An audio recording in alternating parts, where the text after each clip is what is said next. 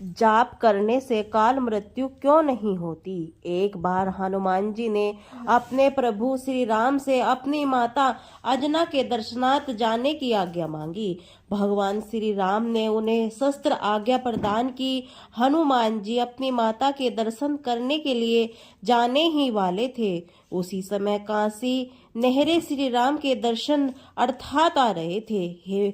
मार्ग में उन्हें देव ऋषि नारद मिल गए। काशी नरेश ने देव ऋषि के चरणों की शक्तिपूर्ण प्रणाम किया। नारद जी ने पूछा कि आप कहाँ जा रहे हैं। काशी नरेश ने उत्तर दिया, देव ऋषि मैं प्रभु श्री राम के दर्शन हेतु उनकी राज्य सभा में जा रहा हूँ। यह सुनकर नारद ने यह कहा कि मेरा एक कार्य करोगे। काशी नरेश तो तुरंत कहा, ऋषिवर धरती पर ऐसा कौन सा पुरुष है जो आपकी आज्ञा के पालन के लिए तुरंत न दौड़ पड़े। आप आज्ञा प्रदान करें। नारद जी ने मुस्कुराते हुए कहा, तुम राज्य सभा में प्रभु के श्री राम चरण कमलों में श्रद्धा भक्ति पूर्वक प्रणाम करो तो अवश्य करना, किंतु उन्हीं के समीप सिंहासन पर बैठे यदुवृद्ध तपस्वी विश्वामित्र को प्रणाम मत करना। काशी नरेश ने प्रश्न किया कि ऐसा क्यों। ऋषिवर नारद जी ने उत्तर दिया कि एक राजा को दूसरे राजा को प्रणाम करना शोभा नहीं देता। विश्वामित्र ने पहले राजा थे और नारायण नारायण कहकर नारद जी चले गए और काशी नरेश श्री राम की सभा में पहुंचे। उन्होंने देव ऋषि के आदेश अनुसार प्रभु श्री राम के चरणों में श्रद्धा पूर्वक प्रणाम किया, किंतु महर्षि विश्वामित्र को स्वर्था उपदेशा करने बैठ गए। काशी नरेश की इस उपेक्षा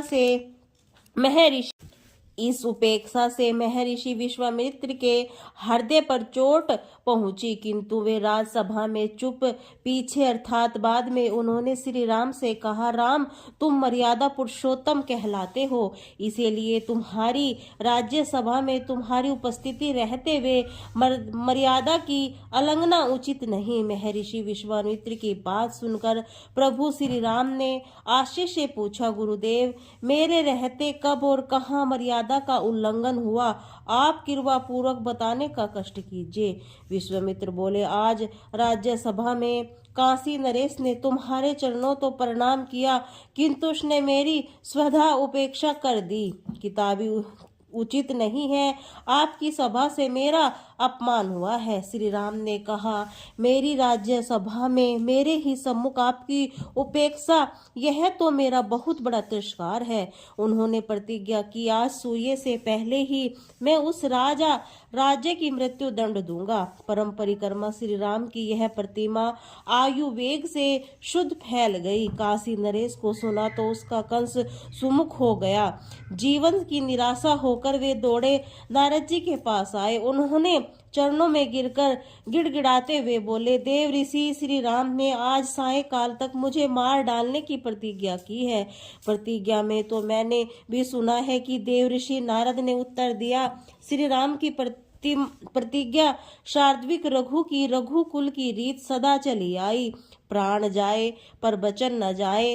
काशी नरेश रो पड़े, बोले, देव ऋषि मैंने तो आपके आदेश का पालन किया था, किसी भी प्रकार से आप मेरे प्राणों को बचाइए। नारद जी ने काश नरेश जी को समझाते हुए कहा, आप चिंता न करें, मृत्यु तो निश्चित ही होती है। वह किसी प्रकार गलती यदि भगवान श्री राम के बाणों से प्राण पखेरु उड़ जाए तो निश्चय ही जीवन सफल हो जाएगा, किंतु तुम एक काम करो। नारद जी ने काशी नरेश को धीरे धीरे कहा, तुम हनुमान जी की माता अंजना के समीप जाकर उनके चरण पकड़ लो। जब वह चरण छुड़ाने लगे तब अपनी रक्षा के लिए वचन ले लेना। जब वह तीन बार तुम्हारी रक्षा के वचन न दे तब तक उनके चरण को पकड़े रहना, बस तुम्हारा काम बन जाए। नारद जी की बात सुनकर काश ने भागे भागे माता अंजना के यहाँ गए। माता अंजना बैठी हुई भगवान राम का नाम जप कर रही थी। रोते रोते काशी रात माता के चरणों में गिर पड़े। उनके चरणों को पकड़कर उन्होंने कहा, माँ मेरी रक्षा करो। आज सायंकाल तक एक राजा ने मुझे मारने की प्रतिज्ञा ले रखी है। आपके अतिरिक्त मेरे प्राणों को और कोई नहीं बचा सकता। रक्षा करो माँ, रक्षा करो। माता अंजना बोली, किसने और कहाँ तुम्हें आज को संदेह पूर्व ही मान डालने की प्रतिज्ञा है? काशी नरेश बोले, माता तुम मेरी रक्षा का वचन दे दो, अन्यथा मैं अभी आपके चरणों में ही अपने प्राण त्याग दूंगा।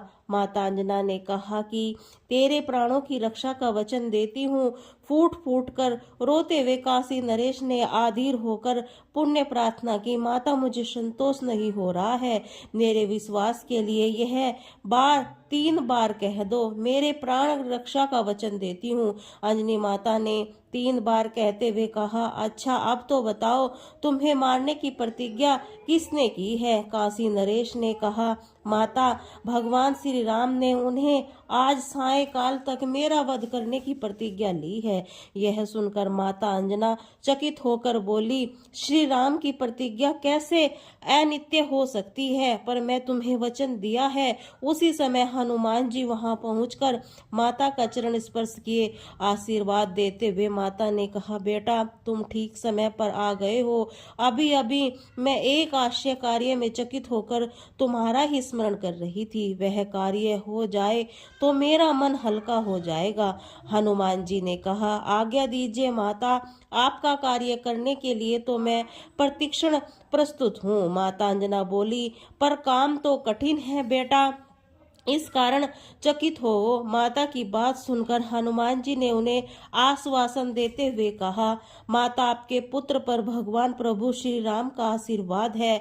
ऐसा कोई काम नहीं जो प्रभु श्री राम का नाम लेकर न कर सकूं। माता अंजना ने कहा, यह सब कुछ मैं जानती हूँ मेरे लाल, किंतु काम अत्यंत ही कठिन है, इसीलिए कहने में झिझक हो रही हूँ।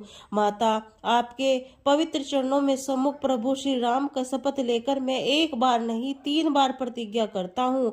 आपकी आज्ञा मिलने पर काम चाहे जितना भी कठिन होगा, मैं उसे अवश्य ही पूर्ण करूँगा। आपके चिंतन को दूर करूंगा। माता ने हनुमान जी के बल पराक्रम और उनकी व्रत शक्ति की प्रशंसा करते हुए कहा, बेटा मुझे तुमसे यही आशा थी और ऐसा ही विश्वास था। बेटा मैंने काशी नरेश को उसके प्राण रक्षा का वचन दिया है। आज सायंकाल तक श्री राम ने उनका वध करने की प्रतिज्ञा की है। हे माता की बात सुनकर हनुमान जी ने आश्चर्य से कहा, मेरे प्रभु श्री राम की प्रतिज्ञा? माता अंजना बीच में ही बोल पड़ी, बेटा मैं काशी राज को वचन दे चुकी हूँ और तुमने भी श्री राम की शपथ लेकर मुझे 3 बार वचन दिया है। शपथगाता की रक्षा धर्म है बेटा। हनुमान ने कहा, ठीक है माता, मैं कुछ करता हूँ। यह कहकर हनुमान जी ने माता के चरणों में प्रणाम करके उनसे जाने की अनुमति मांगी। माता की आज्ञा प्राप्त होते ही हनुमान जी काशी नरेश के साथ अयोध्या पहुँचे। वहां उन्होंने काशी नरेश से कहा, राजन तुम सकल कुल नाशनी परम पावनी सरयू में कमर तक जल से खड़े होकर अविराम अर्थात बिना रुके राम राम का जाप करते रहो। काशी नरेश ने पवन पुत्र को आदेश का पालन करना आरंभ किया। इधर हनुमान जी तुरंत ही राम जी के पास पहुँचे। वहां उन्होंने भगवान श्री राम के चरणों में प्रणाम करके उनके दोनों चरण पकड़कर कहा, स्वामी आज मैं आपसे एक वर की याचना करना चाहता हूँ। ये कैसे संभव है? हनुमान जी कभी कुछ मांगे और प्रभु अस्वीकार कर दे। श्री राम ने उत्साह पूर्वक कहा, तुम्हारे लिए उदय नहीं है हनुमान, तुम तो कुछ भी जो चाहो वह चाह कर सकता है, तो सदा चाहता हूँ तुम मुझसे जो चाहो सब कुछ मांगो। बोले, तुम क्या चाहते हो? तो प्रसन्न होकर हनुमान जी ने प्रभु के चरण सहलाते हुए कहा, प्रभु मैं चाहता हूँ कि आपके अंतिम महिमा नाम का जाप करने वाले की सदा रक्षा किया करो। मेरी उपस्थिति में आपके नाम का जापक कर कभी कहीं कोई किसी प्रकार का प्रहार न करे। यदि दुर्भाग्यवश निखिल सृष्टि केश्वर का स्वामी भी प्रहार प्रहर कर बैठे तो उसका प्रहार भी व्यर्थ जाए। भगवान श्री राम ने तुरंत आशीर्वाद दिया, तुम नाम जापक की रक्षा करने में सदा समर्थ होंगे और तुम्हारी उपस्थिति में नाम जापक कर दिया गया अरे प्रहार भी व्यर्थ सिद्ध होगा। श्री राम के यह वचन कहकर हनुमान जी ने प्रभु के चरण में मस्तक रख दिया और तुरंत सरयू तट पर पहुंचे। वहां वे गधा तान कर अत्यंत सावधानी से खड़े हुए थे और काशी नरेश से बोले कि तुम बिना रुके निरंतर राम नाम जपते रहो। स्थिति विचित्र थी कि और स्वामी राम राम की साई काल तक रेस की व्रत की प्रतिमा, दूसरी ओर अन्य भक्त हनुमान जी उनकी रक्षा के लिए बोध हो जाना। राजा सरयू जल में खड़े होकर प्राण भय से अनवत रूप से राम राम नाम का जाप कर रहे थे। वर प्राप्त हनुमान जी ने उनकी रक्षा के लिए गदा ताने खड़े थे। बात विद्युत गति से फैल गई। अयोध्यावासी समय बल वृद्ध नारी कर तो सर सार्थ तर पर पहुंचे। प्रभु सेव की प्रतिमा पालन का दृश्य देखते हुए विशाल जन समुदाय एकत्रित हो गए। इसी बीच राम जी वहां पहुंचे और काशी नरेश को देखकर बाण चलाना शुरू किया, लेकिन वे हैरान रह गए। राम नाम के जाप के आगे सभी बाण विफल होते चले गए। क्रोधित श्री राम ने देखकर वशिष्ठ जी से व्याकुल हो गए। उन्होंने सोचा कि श्री राम की प्रतिमा अनंत नहीं हो सकती। उन्होंने नरेश के साथ हनुमान जी को भी पार डाला। उन्होंने अनर्थ को जाइए हनुमान जी के पास पहुंचकर विशेष जी ने उन्होंने समझाते हुए प्रयत्न किया, पवन पुत्र श्री राम जी तुम्हारे सज उनकी प्रतिज्ञा पूरी हो जाने से निरंतर समाप्त होने के कारण उनका क्रोध बढ़ जा रहा है। राजा तो उन श्री राम के पालन सल पर जन्म मरण में सदा के लिए मुक्त हो जाएंगे। एक राजा के लिए अपने स्वामी के सम्मुख तनकर खड़ा हो जाना तुम्हारे लिए सेवक के लिए कदापि उचित नहीं। हे हनुमान जी, अत्यंत विनम्र पूर्वक कहा, गुरुदेव ने त्रिलोकी भी अपने स्वर्थ समस्त प्रभु के समीप तनकर खड़ा होने की कल्पना नहीं कर सकता, तो प्रभु के नाम और वरदान की रक्षा के निर्मित प्राण प्रति देने के लिए प्रस्तुत हो गया। और मेरे अधिक सौभाग्य क्या होगा कि अपने प्राण आदि प्रभु के राम के नाम उनके वरदान की रक्षा उन्हीं से कर कमलों के छड़े हुए बाणों को शरीर त्याग कर उसमें विलीन हो जाऊं। विष्णु जी ने सोचा कि इन ज्ञान मूर्ति को विचलित करना संभव नहीं है। तभी मैं ऋषि विश्वामित्र भी उस उपस्थिति होकर भगवान भक्ति की लीला देखकर चकित होकर चिंतित हो गए। तभी वशिष्ठ जी की काशी राज ने कहा, नरेश तुम शीघ्र ही महर्षि विश्वामित्र के चरण पकड़ लो, सहज ही दयालु हैं। जय सियाजू जय हनुमान का जाप करते हुए काशी राज को छोड़कर महर्षि विश्वामित्र के चरण पकड़ दिए। उनसे महर्षि चरण अदित्र होकर देखकर महर्षि विश्वामित्र द्रवित हो गए। उन्होंने सर साधना से कुंद श्री राम से कहा, राम काशी नरेश के अपराध का प्रायश्चित हो गया है, मैंने उन्हें क्षमा कर दिया है। अब तुम भी अपना वन धनुष को उतार कर रण में फेंक कर।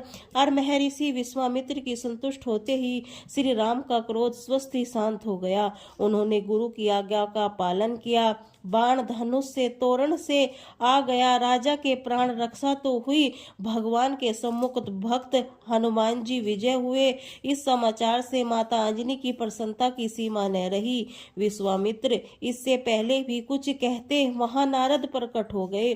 तब बता दिया कि यह सब क्यों और किस कहने से विश्वामित्र ने खीर ऋषि से कहा, उन्होंने ऐसी सलाह काशी नरेश को क्यों दी। इस पर नारद जी ने जवाब दिया कि हमेशा मैं सुनता था कि राम का नाम श्री राम से भी बड़ा है, इसीलिए मैंने सोचा कि अक्ष असली प्रतीक्षा हो जाए ताकि लोग भी समझ ले कि प्रभु नाम की महिमा प्रभु से भी अधिक होती है।